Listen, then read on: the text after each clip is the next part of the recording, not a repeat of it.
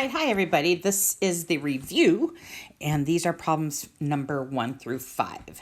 And the first few are multiple choice, but we'll still work everything out. So for the first one, it says solve the square root of y plus 9 is equal to 12. And what we want to do is isolate the radical, just by doing inverse operations like from Algebra 1. So here's what we have. And then we're going to take that inverse of 9. We're going to have the square root of y is equal to 3. Now, since we have the square root of y, we basically need to, quote unquote, undo that by squaring everything. So then, the square root of y squared just gives us a y, and the 3 squared on the right gives us a 9. So our answer, y is equal to 9. Which looks like letter D. Okay, same idea on number 2. Again, we want to isolate the radical, and in this case, it already is. So we are going to have the x plus 72, make sure that's all the way across, is equal to x. And again, we're going to square both sides. So we are left with the x plus 72 equal to x squared. So we have a quadratic, which means we need to solve and set it equal to 0. So in this case, we're going to do inverse operations, get everything to the right-hand side since the x squared is already over there. So we are going to have 0 is equal to x squared minus x minus 72. So the question is, does it factor? And yes, it does. This is going to be x minus 9 and x plus 8, and we have it equal to 0. So our solutions would be possibly x is equal to 9 and x is equal to negative 8. Now, remember, we have to be careful of extraneous solutions. So in this case, what we have here, everybody, is the fact that a radical is equal to a number. Now, in this particular case, this cannot be negative. So if we're looking at that, our x is equal to negative 8. That is not a solution. So in this particular case, our only answer is x is equal to 9, which is letter A. All right, number 3, if you notice, we have a rational expression equal to a rational expression. So in this case, since it's just the two of them, we're not going to necessarily need to find the common denominator, or we could, but we can also just do cross multiplying here. And don't forget, we need parentheses around everything.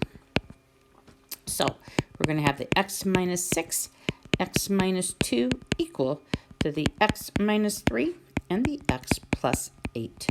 So we would need to do FOIL on all these. Let's just write that down. And if we did that, we would turn around and get x squared minus 8x plus 12 equal to x squared plus 5x minus 24. Now again, we are solving this, so we need to figure out what x is. Inverse operations and so on. I'm going to do this kind of in one swoop, you guys. So we need to solve for the x, and we're going to subtract the x squared. I'm going to get the variable x on the left and everything, the constants on the right. So I'm also going to subtract this 5x. So let's stop right there to not go too far. The x squareds go to 0. So those are gone. Subtracting the 5x, that goes to 0. Negative 8x and a minus 5x gives us negative 13x. We have that 12 equal to negative 24. Again, Algebra 1, inverse operations. And then we're going to do that dividing.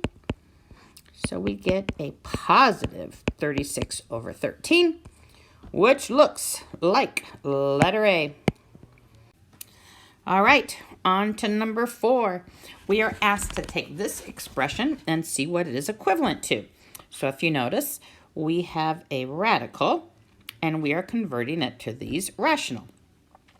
So when we have a radical like this, the 4 is what we call the index, and it can be changed to the power of 1 over that index. So what I would have then is 16x squared y to the 7th to the power of 1/4. And what I need to do next, let's just make sure we have a power of 1 there related with that 16. What I need to do next is basically apply it to each factor. So I would have 16 to the 1/4. Remember, we're multiplying these. So 2 times 1/4 would give me 2 over 4. And the power of 7 times 1/4 would give us 7 over 4. Now we look to see if there's anything we can simplify further. And the 16 to the 1/4 is actually 2. X to the 2/4 we can simplify down to 1/2. And then we would still have y to the 7/4. So that also looks like letter A. All right, next page. All right, so for number 5, if the expression is written in a rational exponent notation, rewrite it as radical. If the expression is written as a radical notation, rewrite it as rational. So this, to start off with, is a rational exponent. So we're going to rewrite this to a radical.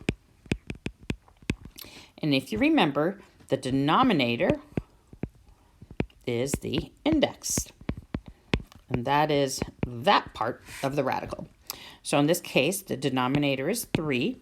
So we would be having the cubed root, and the 4 stays the exponent. So the cubed root of 7 to the 4th.